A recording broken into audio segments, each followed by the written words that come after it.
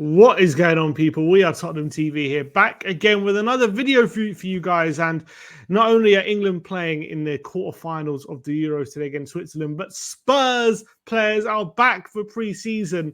And it's the day we've all been waiting for. We've got that great footage of all the Spurs players coming back to the training ground and meeting up together and getting ready for the new season. To go through it with me, we've got Marlon from Spurs Kings TV. You'll know him from the watch-alongs. How you doing, Marlon? Thanks for coming on, mate. No problem. Thank you. You been ready for this day with Spurs players coming back to pre-season? Do you know what? I've been kind of ready, but I've been kind of waiting, been like, when are they coming back? When are they coming back? And then I saw the video today and I was like, I don't think I was ready. give him another couple of weeks.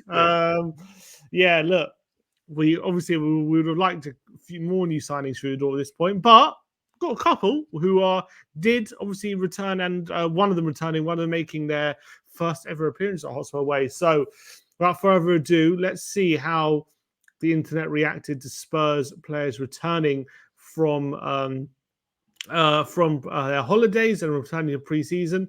So as you can see here, this was the video Spurs put out first and foremost of all the players returning. There's Archie Gray coming in with Dane Scarlett, as you see, with his first time. Ben Davis is there. Jed Spence, who's on the subject of a lot of move, he's back. Brian Hilton and Valise coming through. Actually, Phillips, Reguilon, another player. Maybe look. And what do we think of this, Marlon? What are we thinking here? What are we thinking? What is your reaction to this? Do you know, he was the one I first saw and went, "Ooh, the blue moon's that." I was like, "Ooh, is that who I think it is? Is that who I think it is? Destiny." Do you know what? A nice fresh trim. He's obviously gone to the same barber as Basuma. Is that a good thing or a bad thing? Well, we're about to find out. But no, do you know what? He looks happy. He looks to be refreshed. And I'm thinking, you know what? This season's going to be a big one for him. I think he needs to. Just looking at the way he's walked in, he's gone, you know what? I'm going to have a big season this year, and this is where it starts. And that's how I look at it. That's the way he's come in. He's coming all happy. He's ready to be back. Yeah, hopefully he will be ready for the start of the season. I just hope this haircut doesn't have like the Samson effect. That's just why I'm crossing my fingers. He's still being able to keep his strength. Yeah, but interesting trim. There's Austin Werner coming back into the fray. There's Pap, Manor Solomon as well. Yeah. Looks like he's back from injury. There's Rishi as well. All these players obviously not on international duty. And there's Madders. So that was a video Spurs part of the Tottenham players returning. Spurs Army just documenting who was seen. So you got Forster, Whiteman, Austin. You got Porro, Spence, Phillips, Udogi, Davis, and Reguilon. Gray, Bergvall, Skip, Sarr, and Madison with Kulusevski, Solomon, Johnson, Hill, Rishi, Valise, Scarlett, and Werner. How many of these players you reckon are still going to be here come to the start of the season? What a question. What a question. Why would you start with something like that? Look, if the goalkeeper situation, I'll go through goalkeepers at the moment, none of them will be leaving. I think they'll all stay. Even though none of them will be leaving, but also none of them will be playing. That's probably where I'm going with it. But as for the defenders, Jed obviously has been linked away, but obviously recently it's been said that is it Genoa? Genoa have said that they're going to pull out because they can't get a cheap deal for him. Phillips, I think we'll see another loan deal going out for him.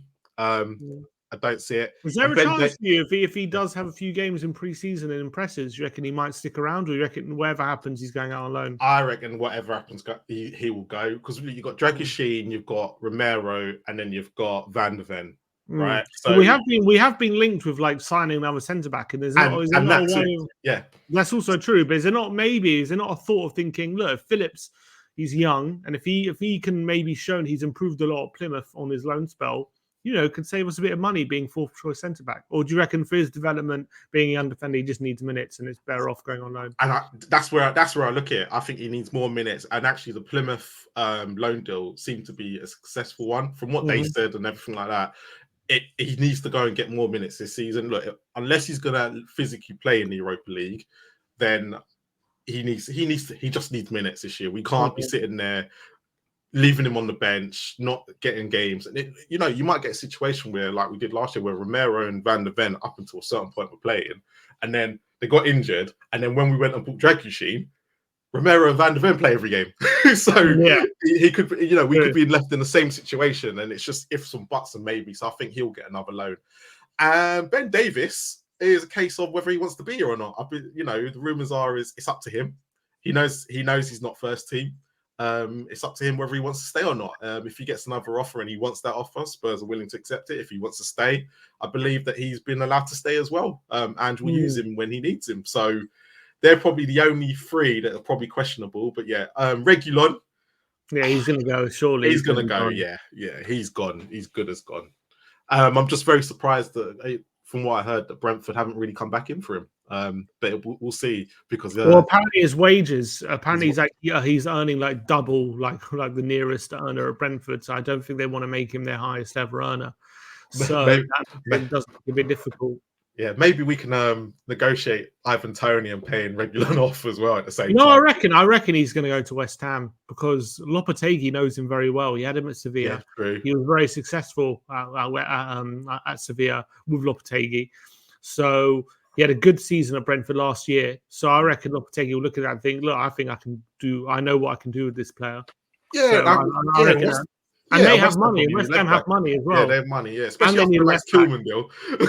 Exactly. Max Kilman's going through today at 40 odd million, who we were linked with last summer as well. So yeah, it does make perfect sense. It's just whether West Ham and Spurs will want to talk to each other. That's going to be the only issue, because we've had problems in the past with them where we've tried to negotiate players and they've just been like questionable. Yeah, 100%. Yeah, of the midfielders, I think they're all likely to still be here. Skip's probably the biggest question mark, due to, I think, him wanting game time and not really seeing a place for him at Tottenham at the moment. But with the homegrown quota, there's actually a pretty good chance he stays next season. Obviously, Bergvall and Gray, they're two really exciting players that everyone's going to have their eye on, I think, in pre-season.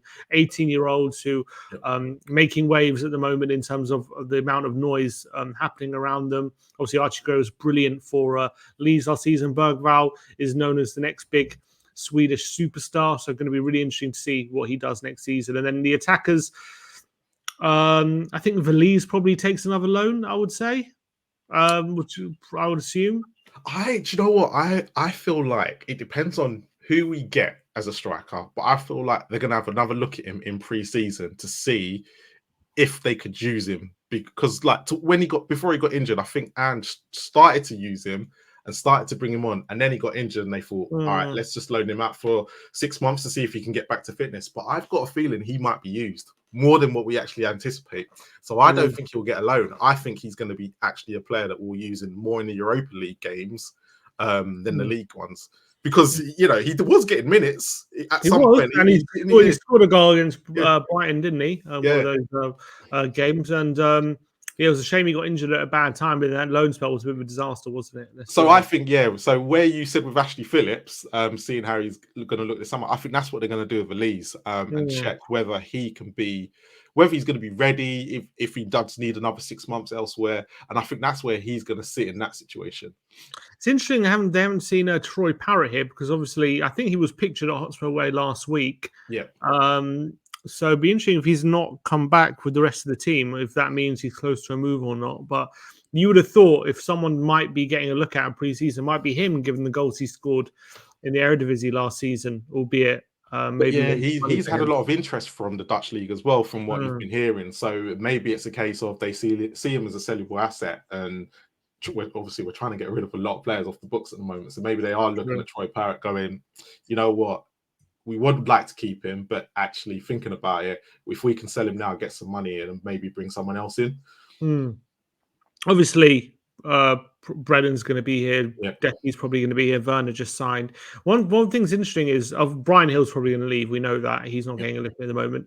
One player is interesting though is two players really. I would say. First of all, Dane Scarlett. He's kind of forgotten man at the moment because of all the talented youngsters what's coming through. People forgetting about him, and he what do you reckon happens with him? Like, is he going back out on loan? Do we think?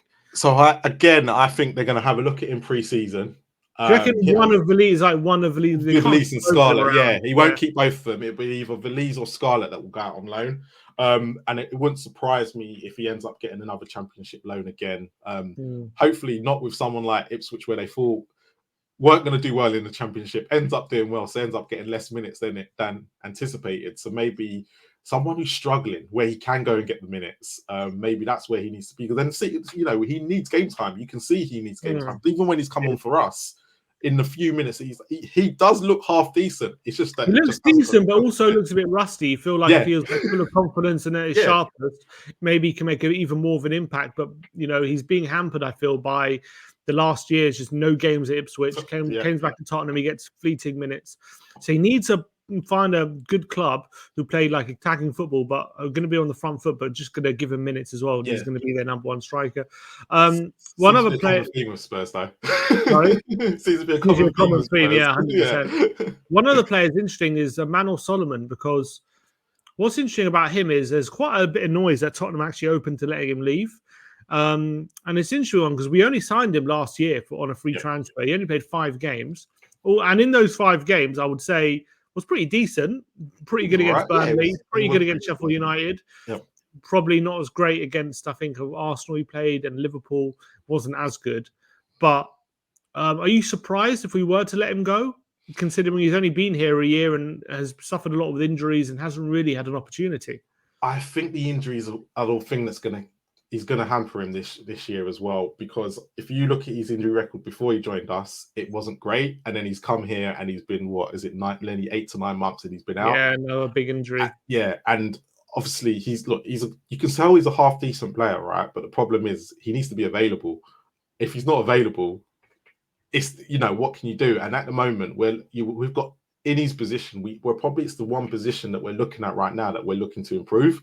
And if you look at all the rumors that have been going around in the summer with players we've been linked with, they are wingers, and it is in Solomon's position. So you're kind of looking at it going, maybe Spurs are looking at him to go, I reckon he'll go out on loan. He'll end up eventually going. That's what I said. I think it makes more sense because we're not going to get good value for him right now. No. If you let him out on loan where he can play and build some value, then you sell him. I think that's probably, or at least either you sell him, or if he does really well, maybe you bring him back into the fold if you think he's good enough. But I think the problem with this season is, like, do you trust him to be one of your starting wingers? Do you think he's good enough to do that? I think we only brought him as a backup. Now we've got Werner on loan. It's not really a place for him unless you really believe in him, and I don't know if we do. That's the problem. No, and you can see that, because for them to be already rumored to wanting to get rid of him, and he's only been here a year, and they're trying to get rid of him. You just can't see there's a future here for him right now. I agree. So other content of the Spurs players returning: Maddison and Porro having a hug. Maddison on Instagram saying, "And we're back." I love that. Hopefully Maddison is in high spirits. Obviously missing out on the Euro spot. Hopefully that he comes back with a bit of a point to prove, rather than, or both of these players really should maybe be there, to be honest. Especially Porro, who you're looking at Spain at the moment. He there's definitely a space for him at right back. So shame he's not there. You got Timo Werner back in training. Nice to see him smiling again. And for all we want to say about, question marks about whether he's good enough, he is definitely a good influence on the dressing room, isn't he, Timo Werner? Yeah, look, you can see that with all the every video that's even put out of him. You can tell that his teammates like him. Obviously, us fans are going to have our separate issues with him. But as a team player, yes, he's not going to cause any issues. But at the same time, it depends on what steps Spurs want to take as a club. Do they want to be winners and need those personalities that are going to be a bit controversial, or do they want to be Mr. Nice Guys? And that's the bit, But at the end of the day, he knows he's back up, and he ain't going to cause an issue. For me, he just needs to hit the back of the net. He gets too many good chances, and as long as he can start hitting the back of the net, I don't mind. I don't care about the assist. It's the chance. It's goals, scoring, he just gets some glory. He gets in some glorious positions, and that's the bit that bugs me the most, is because he's a very good player in that sense. He reads the game so well to be getting in those positions. I just can't understand why he's missing them. I think that's the story of his career. I think here's Archie Gray, showed a bit of doing some practice of his jumping. Decent leap there by Archie. I'm really excited to see and interested to see what kind of role he's going to have next season. I got the feeling, if I'm Spurs, I just see him as, look, he's going to be a long-term midfielder, but next season put him as backup to Porro and also filling in the midfield, and he can adapt and has game time in all these positions. That's what I would see him. There's still rumours that Tottenham might be interested in Walker Peters or another fullback. So whether we see him as a fullback for next season, I'm not 100% sure. But I think he profiles quite well as an inverted fullback. I would say Archie Gray. Yeah, the profile fits very well. And actually, when you look at something like at the end of the day, I literally watched 2 Leeds games last year, and I'm not going to sit here and say I saw Archie Gray as a player that was going to come to Spurs at the time, right? But actually, when from the highlights and going by all the stats that are behind him, even when you watch the highlights, most of his good stuff that he did for Leeds last year came from right back, because I think he had about 30 games there. So it'd be quite interesting to see how he adapts and everything, because he can put in a lovely delivery as well, from what I've seen. So you are absolutely spot on, right? He might be the best case scenario to be Porro's understudy. And it just means that we can then go out and buy probably another centre midfielder if we need to. Yeah, 100%. There's Pat Mate Sarr in his return. Absolutely love it. He's loved, isn't he? I'm really excited as well, because Pap, a year's development last season. I think he was so consistent, and he's still so young, 21 years of age. I think he's gonna go from strength to strength. I'm excited to see the next level he's gonna push next season. Yeah, he's this season, he's now set the level. I'm hoping that he produces the same as he did last year, because I don't think there's many Spurs fans who've got a bad word to say about him, and probably wasn't disappointed with the way the season went for him, especially after the Newcastle game the year before, where he was on for 45 minutes and you felt sorry for him. But now he's really, really, developed, and that face, that smile on that face every time. Irresistible. Yeah, you can't wait till Sonny gets back, because him and Sonny are going to definitely be on a video. 100%. There's Lucas Bergvall. Looks like he's got a slick back hair for this one, Lucas. I think there's another one here. This one, him and Decky. And I think Decky's got a crucial role helping Bergvall settle in. Obviously, they know each other. There's, both Swedish internationals. And obviously, there's going to be a lot of expectation for Bergvall. And there's, a lot of excitement around him. But people got to remember, he's only played in the Swedish league. He's only 18. So also got to need that bit of patience. And hopefully, Decky can really help him settle in. The problem we've got with Bergvall is that he actually looks like he's a superstar. He does. He looks like he's already made superstar. I know. With the look he's got, it's just that you're absolutely spot on. We just have to be patient with him. Like, I think everyone's expectation is, oh my god, this is the guy that rejected Barcelona for us, and Barcelona don't usually get linked with that many. I know Emerson Royale's complete different kettle of fish, but they don't really, when it comes to young players, don't get linked with anyone that's not half decent. So I think a lot of expectation is on it. But as fans, we do have to be patient, because it probably won't be next season that we'll see the best of him. It's just a case of just letting it ride out. But you know what, you absolutely spot on. Kulu is going to be definitely pivotal to this whole how he settles in and everything like that. Yeah, and I think everyone needs to find someone who looks at looks at them like Bergvall looks at Decky. You can definitely tell, innit? Look at that. Brilliant. So that's that picture. So hopefully they'll help each other setting in. Here are the Star Boys. There's Mikey Moore and Jamie Donnelly as well, training with the team. And it's going to be interesting. There's a lot of rumours that Donnelly's going to go on loan to potentially Luton, which I think would be a brilliant loan deal for him. But one interesting one is Mikey Moore, going to be 17, I think, at the start of next season. Still so young. Was getting minutes at the back end of last season. Apparently subject to a bit of interest. I do wonder what kind of role he's going to have next season, because I don't think we loan him out. But is there a chance, he gets a role to play in the first team next season? I think pre-season and the games that are coming up are going to be very vital for Mikey Moore as well. But the problem is that from the rumours that you've heard, if City are the club that are interested in him, will he take that leap and go, actually, I can't see a pathway at Spurs. Let me go there. And obviously, which is worrying, because you look at City, the likes of Rico Lewis, Oscar Bob, Phil Foden. There's a pathway there. As much as they spend a lot of money, you got to give them credit, because they do tend to bet in the youngsters when they can.